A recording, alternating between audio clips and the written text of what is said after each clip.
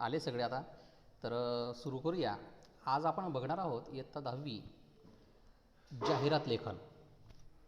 बघा, तुमच्या कृतीपत्रिकेमध्ये एकूण जो 5वा प्रश्न आहे, 5व्या प्रश्नातला जो आ भाग आहे, या आ भागामध्ये 3 प्रकारचे लेखन प्रकार तुम्हाला सांगितलेले आहेत. त्यात कोणत्याही 2 लेखन प्रकारावरती 2 कृती दिल्या जातील. पहिला लेखन प्रकार आहे जाहिरात लेखन, नंतर आहे बातमी लेखन आणि नंतर आहे कथा लेखन. या 3 पैकी कोणत्याही 2 या लेखन प्रकार तुम्हाला या तुमच्या कृतीपत्रिकेमध्ये सोडवायचे आहे आणि ह्या दोन्ही 3 पैकी 2ही या कृती सोडवणं अनिवार्य आहे. आता या आजच्या आपल्या तासामध्ये आपण जाहिरात लेखन कसं करावं याच्या संबंधित सगळी माहिती आपण बघणार आहोत. आता जाहिरात लेखन हा जो प्रश्न आहे हा कृतीयुक्त स्वरूपात दिला जाईल. त्यासाठी एखादा प्रसंग, चित्र, बातमी किंवा एखादा शैक्षणिक विषय यापैकी कोणत्याही स्वरूपात एक विषय तुम्हाला दिला जाईल आणि जाहिरात लेखन करताना मग कोणकोणत्या मुद्दे आपण लक्षात घ्यायला पाहिजे हा विचार आपल्याला या गोष्टीमध्ये करायचा आहे. आता जाहिरात लेखन करत असताना जी चित्र काढतो तुम्ही किंवा जी सजावट करतात ती काही अनिवार्य नाही. तर जाहिरात लेखन करत असताना तुम्ही शब्दांना किती महत्त्व देतात, शब्दरूपं किती तुमची महत्त्वाची आहेत, हेच अतिशय या प्रश्नामध्ये महत्त्वाचं असतं. मग या कृतीपत्रिकेमध्ये हा जो आपला 5वा आ भाग आहे, हा 5वा आ भाग इथं कशा कशावर जाहिरात तुम्हाला करता येईल. तर तिथं कृतीपत्रिकेमध्ये कोणत्याही एका प्रकारची कृती दिलेली असते. बघा, एकतर तुम्हाला शब्दांवरून जाहिरात तयार करायची असते किंवा जाहिरात देऊन त्यावरील कृती सोडवायची असते. त्यांनी एखादी जाहिरात दिलेली असते कृतीपत्रिकेमध्ये आणि त्याच्यावरून आपल्याला जाहिरातीबद्दल ती कृती सोडवायची असते. त्याच्यानंतर एखादा विषय तुम्हाला दिला जातो आणि तो विषय दिल्यानंतर त्याच्यावरती तुम्हाला ती कृती सोडवावी लागते. त्याचबरोबर एक जाहिरात दिली जाते आणि या जाहिरातीचं अधिक आकर्षक पद्धतीने पुनर्लेखन करा. म्हणजे काय, तर एक जाहिरात दिली जाते, ती जाहिरात तुम्ही पुन्हा चांगल्या प्रकारे म्हणजे अधिक आकर्षक रीतीने ती पुन्हा तुम्ही लिहा असं दिलेलं असतं. किंवा कलात्मक, सृजनात्मक या रीतीने तयार केलेल्या अन्य कोणत्याही कृती आधारे तुम्हाला ही जाहिरात लिहावी लागते आणि ही जी जाहिरात आहे ही तुम्हाला 50 ते 60 शब्दांमध्येच लिहावी लागते. मग जाहिरात लेखन, आता जाहिरात म्हटलं म्हणजे काय हे आधी आपण समजून घेऊया. तर सकाळी उठल्यापासून ते रात्री झोपेपर्यंत आपण अनेक वस्तू वापरतो. त्या वस्तू आपण स्वतः काही निर्माण करत नाही. म्हणून आपल्या गरजेच्या ज्या वस्तू आहेत त्याच्या संबंधामध्ये आपण ज्या ज्या गरजेच्या आपल्या वस्तू असतात त्याच्याबद्दल आपल्याला अधिक माहिती मिळावी याच्यासाठी आपण ती माहिती शोधण्याचा प्रयत्न करतो. मग आता आपल्याला हवी असलेली वस्तू कोण निर्माण करतं. आता सकाळी उठल्यानंतर तुम्हाला दात घासायचे तर दात घासण्यासाठी तुम्ही कदाचित एखादं पेस्ट वापरणार. मग कोणती पेस्ट चांगली आहे हे तुम्ही या माहितीचा तुम्ही शोध घेता. मग ती वस्तू आपल्या गरजा किती प्रमाणात भागवते याचा तुम्ही शोध घेता. त्याचबरोबर ती वस्तू कोठे मिळेल याचा तुम्ही शोध घेतात. त्याचबरोबर ती वस्तू किती किमतीला मिळेल याचा देखील तुम्ही शोध घेतात.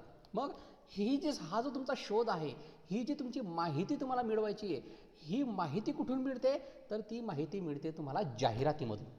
आपल्याला हव्या असलेल्या वस्तूची आपल्याला जाहिरातीमार्फत माहिती मिळते. म्हणजेच काय, तर जाहिरात आपल्याला जी वस्तू हवी आहे त्या वस्तूपर्यंत आपल्याला पोहोचवते. मग लोकांना हव्या असणाऱ्या ज्या वस्तू आहेत त्या निर्माण करणारा एक निर्माता असतो किंवा तो उद्योगपती असतो.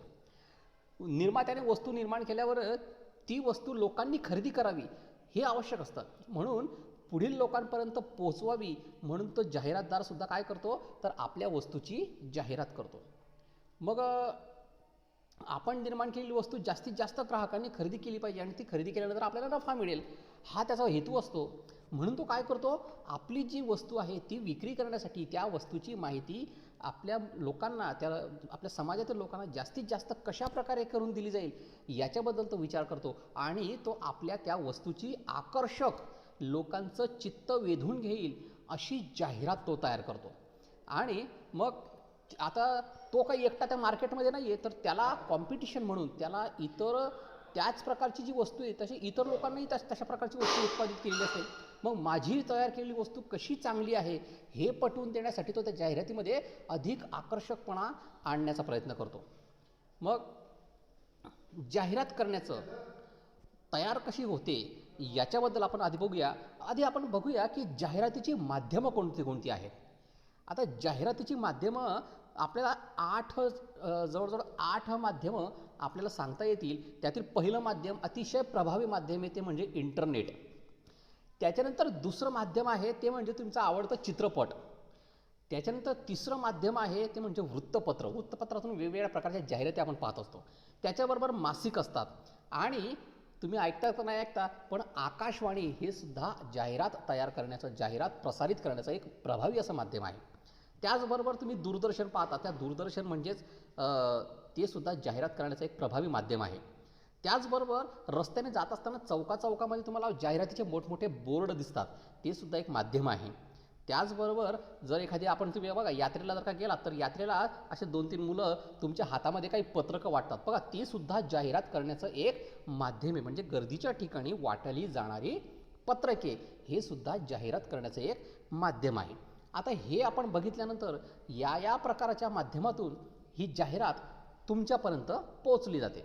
मग आता ही जाहिरात तुम्हाला लिहायची, कारण की आपल्याला प्रश्न हा जो कृतीपत्रिकेमधला जो 5व्यातला आ प्रश्न आहे हा आपल्याला सोडवायचा आहे. मग ही जाहिरात लिहित असताना आपण कोणकोणती काळजी घ्यायला पाहिजे हे आपण आधी बघूया. पहिल्यात आपण ज्यावेळेस जाहिरात लिहू त्यावेळेस आपल्या मनामध्ये पहिली गोष्ट काय पाहिजे की जाहिरात कोणत्या वस्तूची अथवा सेवेची आहे हे ठळकपणे आणि लक्षवेधक रीतीने जाहिरातीमध्ये आपलं मांडलं गेलं पाहिजे. म्हणजेच काय, आपण कोणत्या वस्तूची जाहिरात करणार आहोत, आपण कोणत्या सेवेची जाहिरात करणार आहोत याच्याबद्दलची जे ठळक मुद्दे आहेत ते आपण लक्षवेधक रीतीने आपण तिथं मांडले गेले पाहिजे.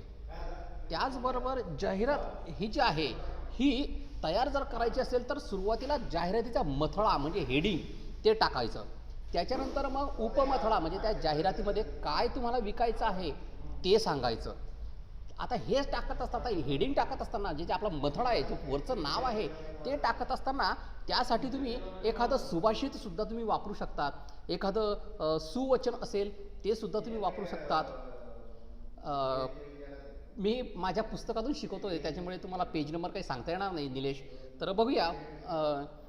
एखादं अतिशय प्रसिद्धचं वाक्य आहे तर ते वाक्यसुद्धा तुम्ही तिथं वापरू शकता. किंवा एखादं प्रसिद्ध कविता आहे, त्या कवितेतलं एखादी ओळ आहे किंवा एखादी गाण्यांची ओळ आहे किंवा एखादा काव्यमय रीतीने आभास निर्माण करणाऱ्या ओळी असतात. लोकांमध्ये विविध आणि विशेष प्रकारच्या शब्दप्रयोग याचा उपयोग तुम्ही त्या मथळ्यामध्ये आणि उपमथळ्यामध्ये करू शकता.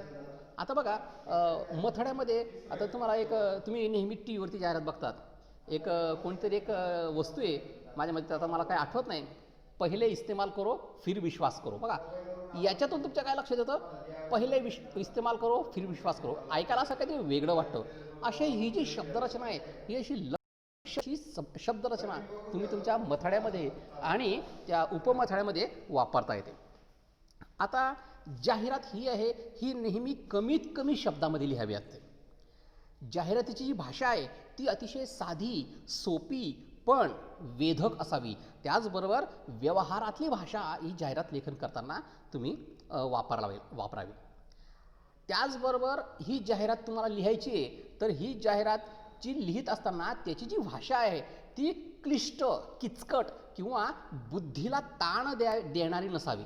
अतिशय अशी हायफाय लेवलची भाषा, अगदी उच्च भाषा अशी भाषा नसावी, क्लिष्ट भाषा नसावी, किचकट भाषा नसावी किंवा जे वाचत असताना तुमच्या बुद्धीला ताण पडेल अशी भाषा ही जाहिरात लेखन वापरामध्ये वापरू नये.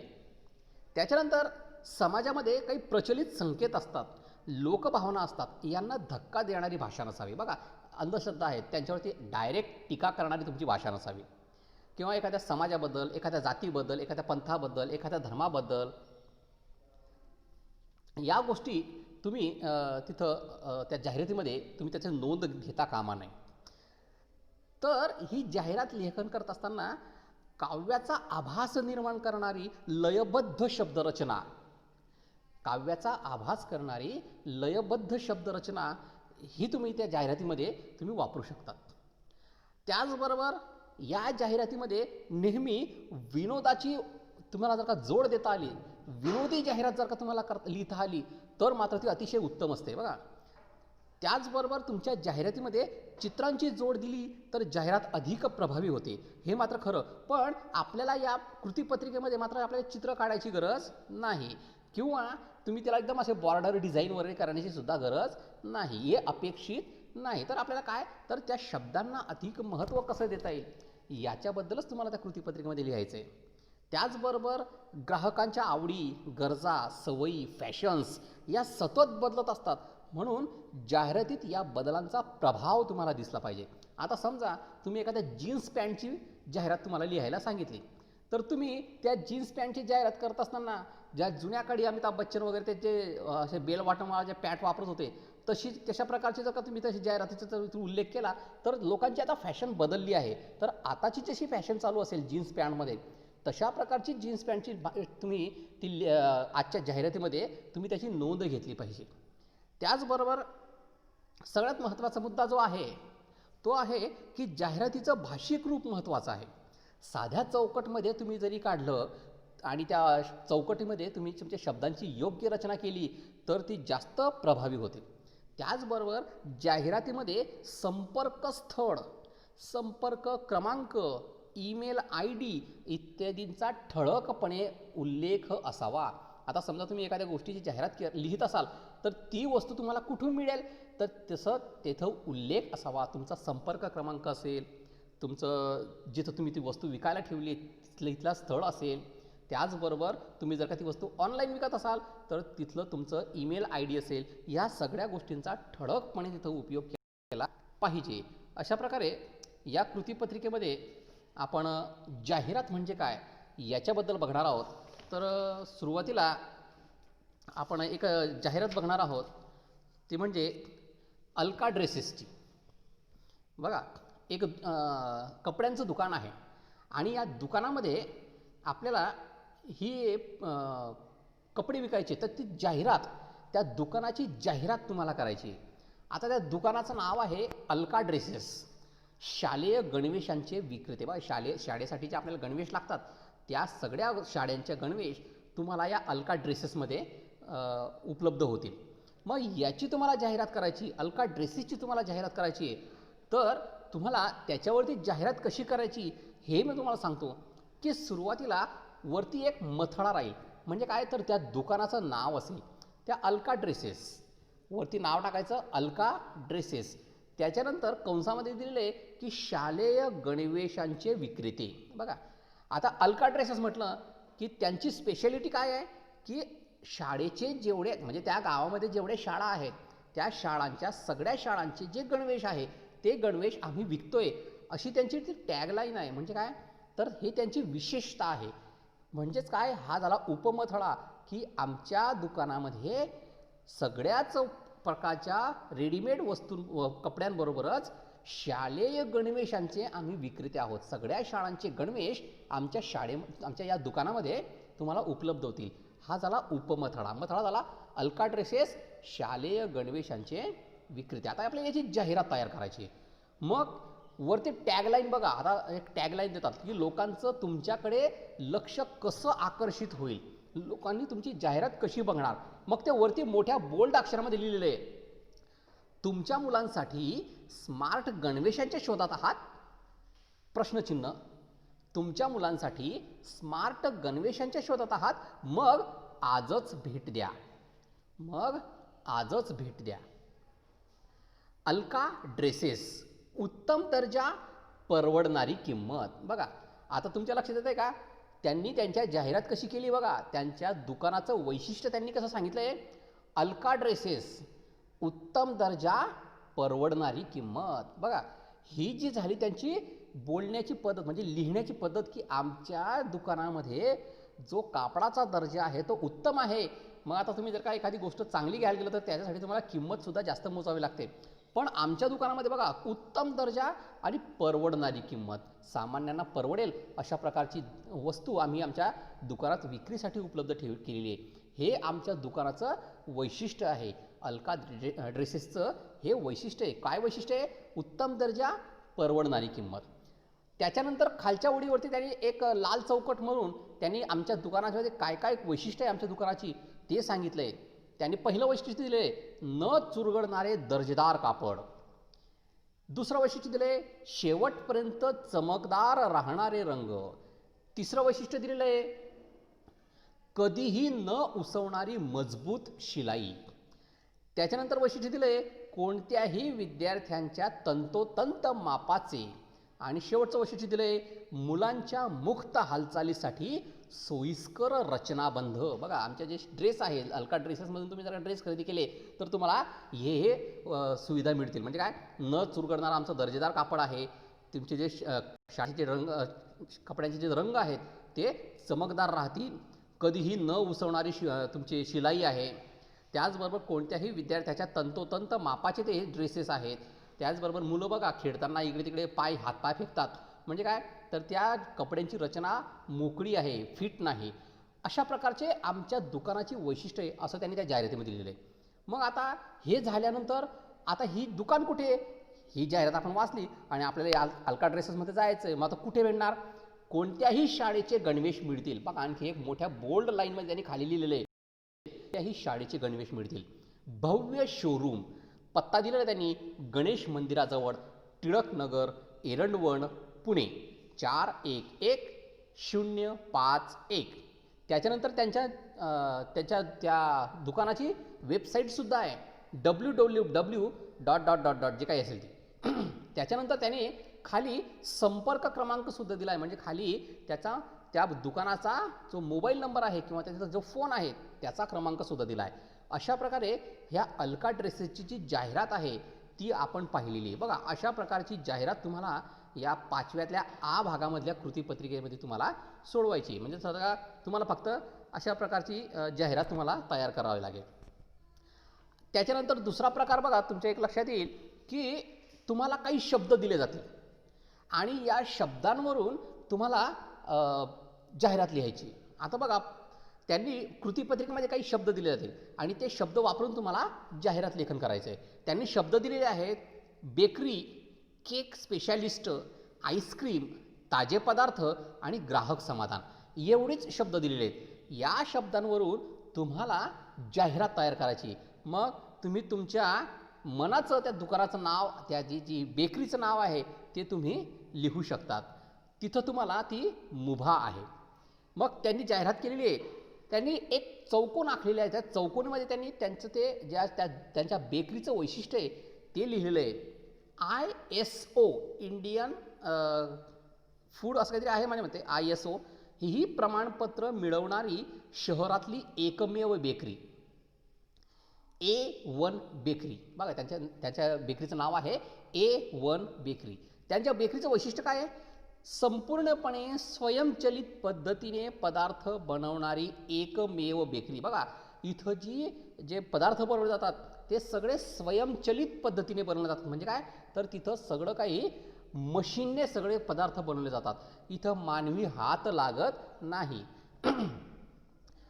संपूर्णपणे स्वयंचलित पद्धतीने बनवणारी एकमेव बेकरी A1 बेकरी.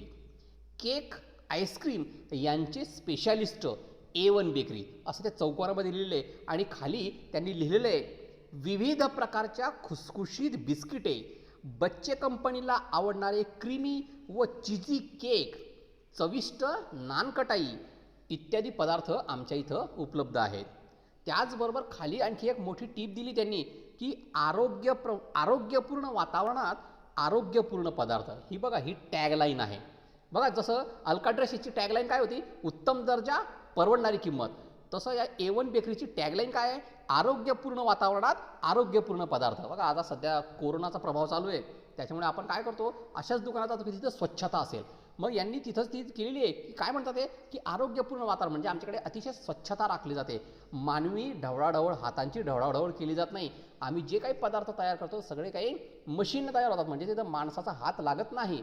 म्हणजे काय, मग त्यांनी टॅगलाईन तयार करून टाकली त्यांनी, आरोग्यपूर्ण वातावरणात आरोग्यपूर्ण पदार्थ, अशी ती टॅगलाईन त्यांनी दिली. A1 बेकरी स्टेडियमजवळ स्टेडियमजवळ महात्मा गांधी रोड, मुंबई 400007. संपर्क www. जे काय असेल ते, आणि नंतर खाली मोबाईल क्रमांक. तुम्ही आणखी तिथं वाढवू शकतात की आमच्या येथून तुम्हाला घरपोच पार्सल सेवासुद्धा उपलब्ध आहेत, असं तुम्ही तुमच्या मनाने सुद्धा तुम्ही तिथं खाली एक ओळ लिहू शकतात. अशा प्रकारची ही A1 बेकरीची जाहिरात. त्याच्यानंतर त्यांनी काय केलं, त्यांची जी स्पेशालिटी आहे, त्यांच्या A1 बेकरीची जी स्पेशालिटी आहे ती त्यांनी एका गोल राऊंडमध्ये त्यांनी लिहिलं की नानाविध चवींचे केक आणि नानाविध प्रकारचे आईस्क्रीम आमच्या इथं मिळतील. अशा प्रकारे हे सगळं एका जाहिरातीमध्ये त्यांनी बसवलेलं आहे, आणि अशा प्रकारची जाहिरात आपल्याला या कृतीपत्रिकेमध्ये लिहायची आहे. त्याच्यानंतर त्यांनी एक जाहिरात दिली आहे आणि तिचं पुनर्लेखन करायला सांगितलं आहे. ते इथं काही मी घेत नाही आहे, कारण की ते तुम्हाला ज्यावेळेस आपली शाळा चालू होईल त्यावेळेस मी तुम्हाला ते पुन्हा व्यवस्थित समजून देणार आहे. तर तुम्हाला या जाहिरात लेखनामध्ये बघा, आणखी एक जाहिरात मी तुम्हाला सांगू शकतो. एक शेवटची जाहिरात आणखी बघूया की एक पोळी भाजी केंद्र आहे. पोळी भाजी केंद्र याची जाहिरात आहे. मग याची जाहिरात तुम्हाला कशी करतात, तर एका चौकोनामध्ये वरती लिहितात आमची पोळी भाजी केंद्र, आमचे पोळी भाजी केंद्र. म्हणजे तुम्ही दुसरंही नाव टाकू शकतात, काही नाव टाकू शकतात, पण पोळी भाजी केंद्र मात्र तुम्हाला तिथं लिहावं लागेल. मग तिथं पहिला मुद्दा दिला आहे, तुमचं पोट सतत बिघडतं, खाली लिहिलंय तुम्हाला चांगलं जेवण मिळत नसणार. दुसरा प्रश्न विचारला आहे, दिवसभर अशक्तपणा व थकवा जाणवतो, खाली लिहिलंय तुम्हाला चांगलं जेवण मिळत नसणार. नंतर विचारलं आहे, दिवसभर उत्साह वाटत नाही, खाली लिहिलंय तुम्हाला चांगलं जेवण मिळत नसणार. बघा, तुम्हाला चांगलं जेवण न मिळाल्यामुळे तुमचं काय होतंय, पोट बिघडतंय, अशक्तपणा जाणवतोय, थकवा जाणवतोय, दिवसभर तुम्हाला उत्साह राहत नाही. मग काय करावं लागेल, तर तुम्हाला चांगलं जेवण मिळावं लागेल. तुम्ही चांगलं जेवण करा. मग चांगल्या जेवणासाठी आमच्या पोळी भाजी केंद्राला अवश्य भेट द्या. मग आमच्या पोळी भाजी केंद्राचं वैशिष्ट्य काय काय आहे, स्वच्छतेचं काटेकोर पालन, उत्तम दर्जाचा धान्यांचा वापर, महाराष्ट्रीय पदार्थांच्या सर्व चवाढवीचा आस्वाद. म्हणजे महाराष्ट्रीयन पद्धतीच्या सगळ्या चवी आमच्याकडे उपलब्ध आहेत. पुढचं जे रास्त भाव, म्हणजे आमची जी किंमत आहे, पोळी भाजीची किंमत आहे ती आधी रास्त आहे. त्याचबरोबर त्यांची टॅगलाईन काय आहे, तुमच्या आरोग्याची सर्वांगीण काळजी घेणारे आमचे पोळी भाजी केंद्र. आणि टॅगलाईन खाली दिली, एकदा चव घेऊन तर बघा, एकदा चव घेऊन तर बघा. अशा प्रकारची ही जाहिरात, पोळी भाजी केंद्राची जाहिरात आपल्याला इथं सांगता येईल. अशा वेगवेगळ्या प्रकारच्या जाहिराती आपण इथं करू शकतात. त्याच्यानंतर प्लास्टिक हटाव, पर्यावरण बचाव, प्लास्टिक पिशव्या रद्द करा, कागदी पिशव्या जवळ करा, विविध प्रकारच्या विविध आकाराच्या पातळ आणि जाड कागदाच्या पिशव्या आम्ही तयार करतो. मग विविध प्रसंगासाठी विविध उपयोगासाठी लागणाऱ्या पिशव्या आम्ही तयार करतो. फक्त एक फोन करा, हव्या त्या पिशव्या रास्त दरात घरपोच देऊ. आपला नंबर कळवा, व्हॉट्सॲपवर सॅम्पल बघा, संपर्क पिशवीवाले टिंब टिंब टिंब टिंब जे काय असेल 02222 जे काय असेल त्याचा मोबाईल नंबर. अशा प्रकारची कागदी पिशव्या तयार करण्याची जाहिरातसुद्धा आपल्याला करता येईल. अशा प्रकारे वेगवेगळ्या प्रकारच्या ज्या जाहिराती आहेत त्या आपल्याला इथं करायच्या आहेत. आणि म्हणून मग आपण या जाहिराती करत असताना काय काय काळजी घ्यावी, कोणकोणते मुद्दे आपण लक्षात घ्यावे, हे सगळं आपण आता इथं बघणार आहोत. आपण बघितलेलं आहे. तर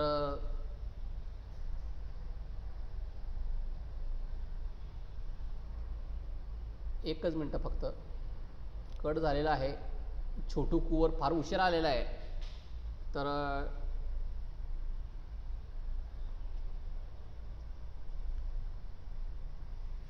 आजचा आपला हा जो जाहिरात लेखनाचा हा जो विषय होता हा तुम्हाला समजलाच असेल. जर तुम्हाला याबद्दल काही विशेष असे काही प्रश्न असतील तर तुम्ही मला विचारा. व्हॉट्सॲपवर तुम्ही मला विचारू शकतात किंवा मला फोन केला तरीही चालेल. तर आज आपल्या जाहिरात लेखनाचा आपला हा मुद्दा आपण इथं थांबूया. आणि धन्यवाद. जय हिंद.